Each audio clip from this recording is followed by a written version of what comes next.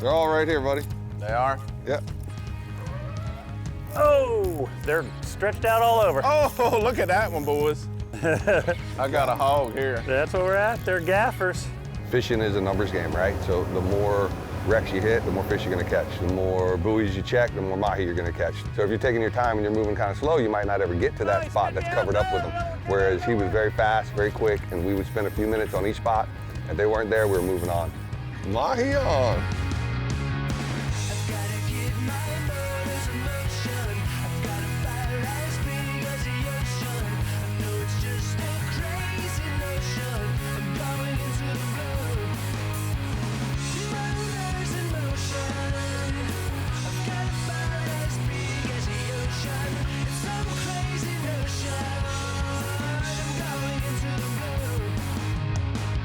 Simrad's Into the Blue, presented by Yellowfin, with Captain Scott Walker and Captain Steve Roger.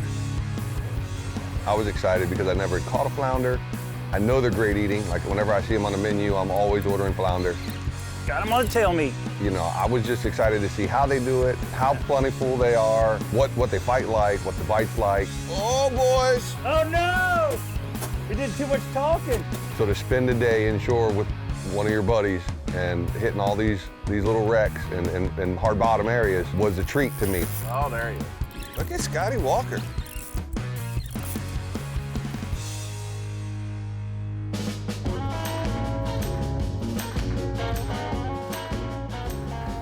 I knew that on a pretty day, it'd be hard to sit there in the sun and not be mobile. And Bruce had mentioned he's going to hit a lot of spots, and not just for flounder. He said we had a little surprise in store for us with some inshore dolphin fishing, which was really cool. Ooh, Got him. There he was. there he was. There he is. There he is. Nice There fish. he is. Nice Maui. Right, buddy. Oh, Colt Sniper. Stick bait. See any more with him? Oh, yeah. So I guess the guys, when they're tending their traps, they let you guys know that, hey man, there's lots of dolphins. I've never knew they were in this shallow. They ate every one of those chunks you threw in, Scotty. How many are on a string? 15, What? 10, 15? Pots? Yeah, down. About I 20 always run pots. between them. About 20 pots on a string.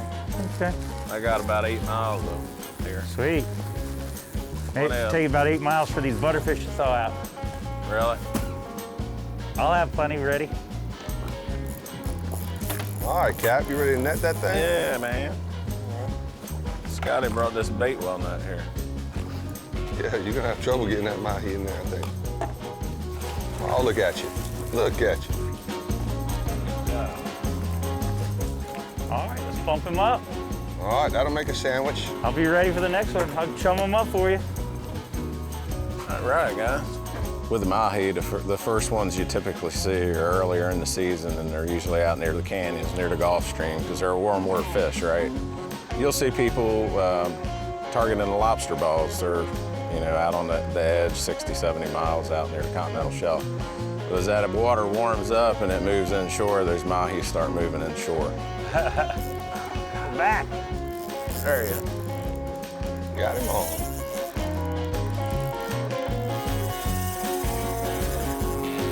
Drag pulling. Come back. Coming on back. Coming on back. Where you gonna get that? There he is. Oh. Little crappie rod, guys. They tend to navigate to any sort of structure, whether it's a weed line, you know, it could be a pallet, it could be anything like that. So the only structure that I can count on being there when I go out are some of these commercial bass pots or lobster pots. So I know where to go when the fish move inshore, and typically they'll come in. August is pretty good, but right now there's a lot of fish inshore. I never believe dolphin coming this close in this green water. So far from the They're edge. catching them down at Indian River 10 miles out. They're so far away from the Gulf Stream. It's crazy.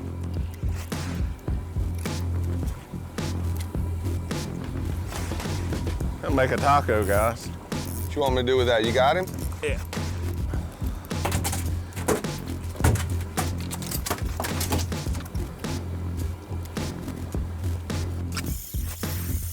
Oh, look at that one, boys. I got a hog here. That's where we're at. They're gaffers. Yeah.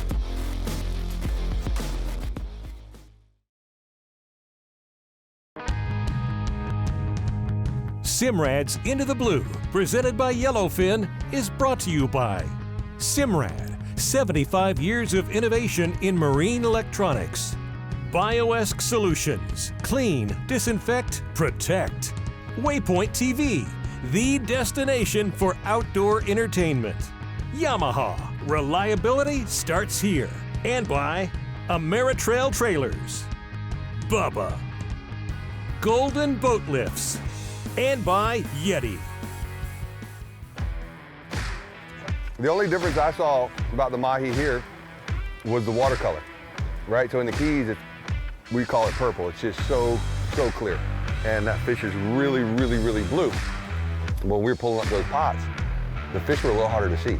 You know, they're more of a green. They don't have that blue, iridescent blue color. And so that was something that was definitely different. Just as aggressive, you know. The schools were a little smaller, you know, 8s and 6s and triples and what have you. But it's neat to see that, you know, you can pretty much go anywhere on the east coast of the United States and catch mahi. You know, I'm sure they're in New York. That's why they're in every restaurant. Yeah, I'm sure they're in New York. I'm sure they're, you know, obviously they're in Key West. So I mean, you know, as far apart as you can get, these fish are they're covering a lot of ground and a lot of water. They're all right here, buddy. They are? Yep. Oh, they're stretched out all over. There's a big one. A lot of those dolphin will hang on the buoy line, maybe sometimes way down deep. So if you're up current of it, you throw it, the chunks are sinking, and if the fish are down deep around that buoy line, they'll come up. Oh, I got a good one too. Oh, of course, you're gonna go run right into the buoy. That's awesome, thank you. Around the buoy. Oh, look at that one, boys. I got a hog here. That's where we're at. They're gaffers. Yeah. I'm gonna let this one go and try to catch a bigger one as soon as I get released. I'll let mine go for you. Did you? That was a nice one too. There we go. He's getting ready to jump, guys. Not to be outdone. Ooh! Captain Bruce fires them the fish of the day. So far. Trying to get him over here. Anyone swimming with that one? I don't know. I'm gonna go back to the buoy then.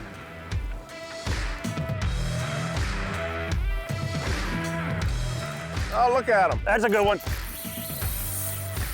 Yeah, the bullhead, baby. Yeah. Yeah, man.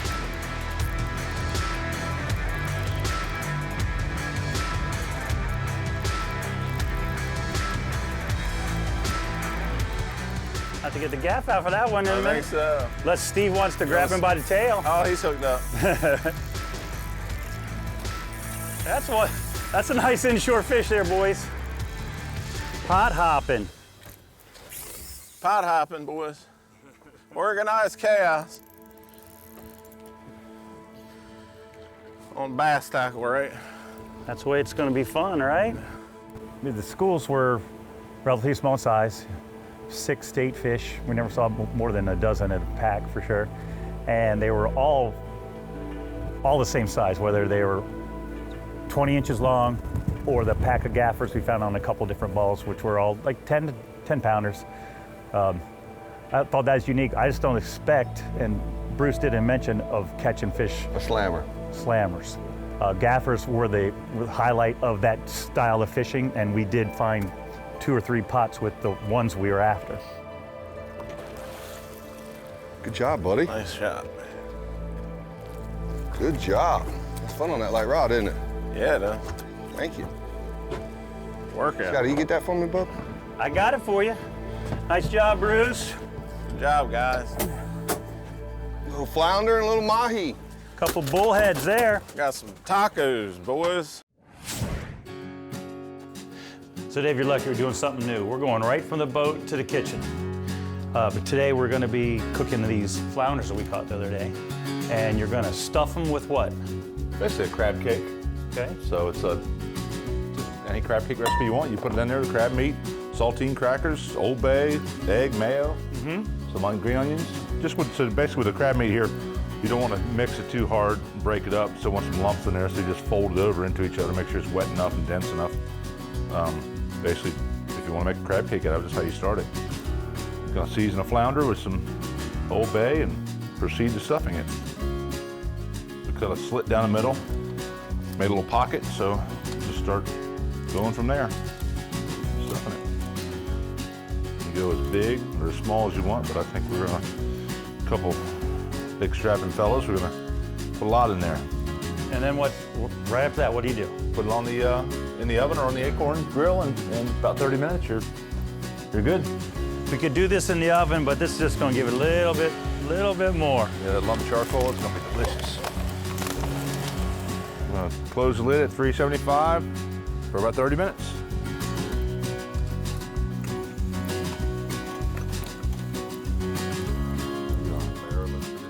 Topping things off on the broiler, get it all crispy right here. Stage 2. Yep.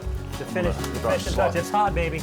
Slide her off the cutting board here and broil it for a couple minutes, get some crispy on top. Dang, Dave. Looking good, buddy. Whole stuffed flounder with crab meat, boys. There you go. Eastern Shore's finest. Flounder, crab, corn, and tomatoes. Good stuff. Pretty good stuff. I'm going for the skin right here. That's good stuff there. Like what you've seen so far? Well, you can see every episode of every season of Into the Blue for free. Go to waypointtv.com, click Ways to Watch to learn how to download the app or watch on your smart TV.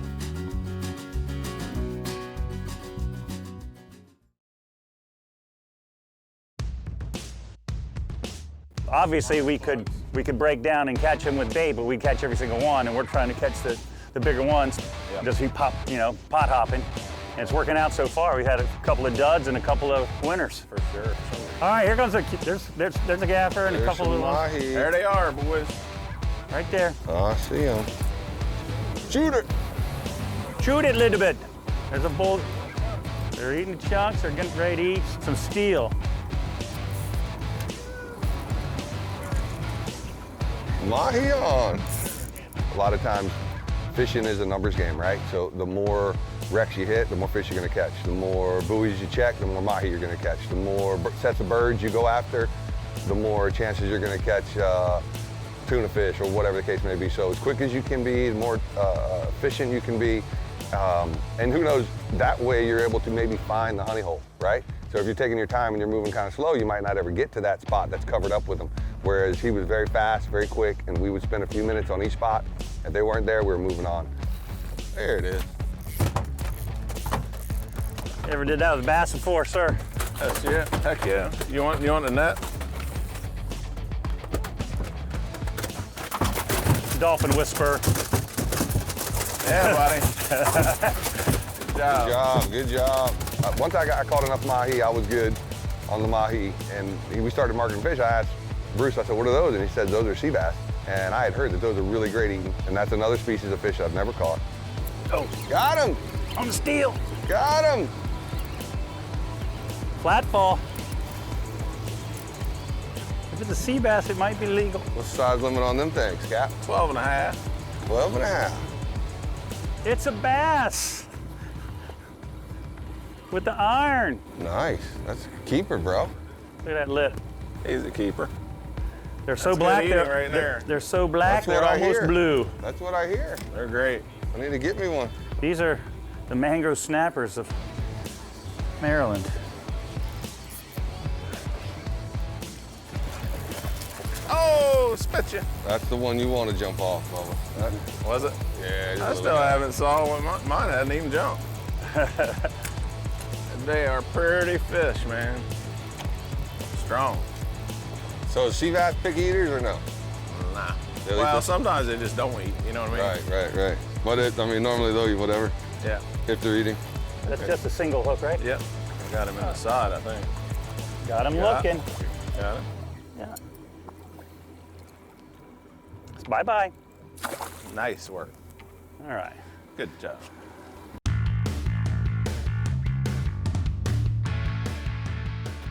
Hey guys, it's Captain Scott Walker in the Blue TV, and we're going to talk a little bit about Bioesque. It's a new environmentally friendly mildew and mold cleaning agent, which on any boat, even though we deal with brand new ones all the time, if I see any mold or mildew, it really turns me off, and I can't even concentrate till it's been taken care of.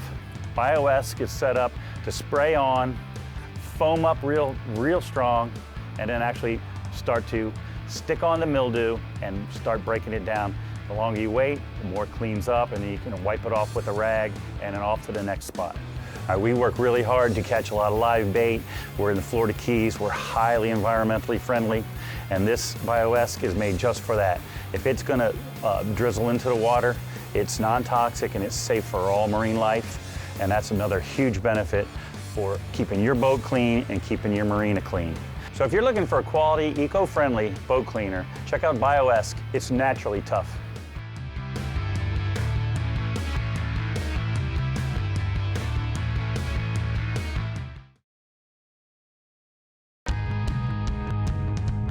Simrad's Into the Blue, presented by Yellowfin, is brought to you by Yellowfin, only in a Yellowfin.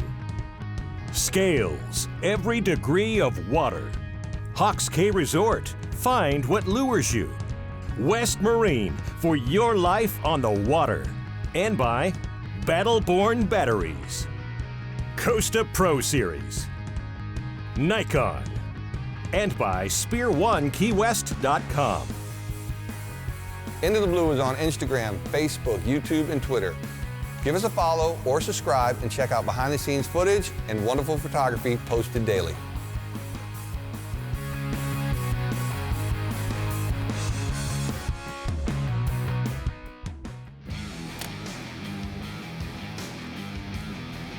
Fish on. Oh, Cap. Dropped it right in his mouth. What you calling it, buddy? Flounder. Looks like a bass. Little flounder. Little flounder. Years of experience. Ooh. Oh, Stevie They're boy. on this west side of this hill, man. Running out of bait. It is a flounder. I don't think Bruce ever got us on the size fish that he wanted to. I think there's a lot larger flounder out there because of the way he was talking, and he kept saying he was looking for that doormat, those 6-pounders or 5-pounders or whatever classifies one as a doormat. Got him on, boy. That's got some. Got him on. The fish he put us on were all keeper size fish. We threw back maybe half a dozen or so. Maybe a dozen. Ooh, jumper. Good job, Cap. That's a nice big boy. That's how we started today with the doormat. Might have to change the rig. That's a nice one. Might not have to hit those wrecks after all. Sweet fish, thank you. Thank you. Oh, baby. Oh, there he is. Oh. Papa needs some shoes, boy. We might have found some bigger flounders, I boy. think we did. It's not a mite. Might as well try to finish it out right here. Still got a couple pots right there. Oh, this is a good one, boys. Flounder pounder. Get him in the boat. Nice. Strong. Nice. Who knew you were a deep water fisherman, Steve? Big fish. Look at that. Thank you, sir. Yeah, man. Good job. Caught my first flounder, my first ribbon fish. If I don't catch sea bass, I'll be quite happy with that. Hold on. Oh, this is a big fish, boys. Seriously. I just missed one too. That's crazy. Thank you, sir. That's a big One more. It's cold down there, huh? The water feels cold. It's cold down there? Yeah. The fish feels cold, you know? Don't forget there's a lure in that box. Yeah. There's no hooks left. They're all bent. Yeah. Oh, Nice that's a doormat. Nice fish. Boom. buddy. Nice fish. You had one too? I did. Everybody's got their limit, baby. Well done, Bruce. What a strong finish. Woo!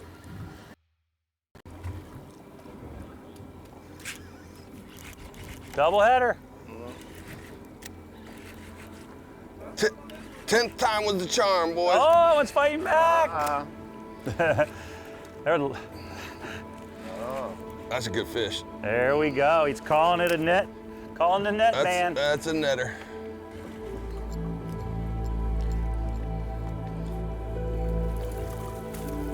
Hey, that's a keeper. He's a keeper. That's it. That is the limit, boys. Is it? That is our limit. Whoa, not if he drops him over. He's a keeper. It was cool to, you could feel when you had a good sized fish on, it would be a little bit more of a fight there at the beginning. It kind of stopped your hook set. Again, I can't wait to get on some bigger ones, come back and try it again, because definitely enjoyed doing that, and it was a really fun day, Scott. I am definitely hooked on that. Oh yeah, big old flounder. 6-pounder, boy. More like 3, but. Thick though. Been eating good. Thank you, buddy. Scott's gonna do a quick count, make sure we don't cut ourselves short. We don't get to get much flounder. All right, we out of here? I just did a fish count. We were right on our limit. Not a fish over and not a fish under. Let's go. Yeah, man. Steve finished them off strong. He did that. Got those pretty dolphins aired out. Pot hopping. Had a good day. That's inshore fishing in Ocean City in Delaware. Yeah. It's called cutlass fish, sea bass, mahi. Couple little extras, the exotics, throw it all in there. It was busy fishing all day.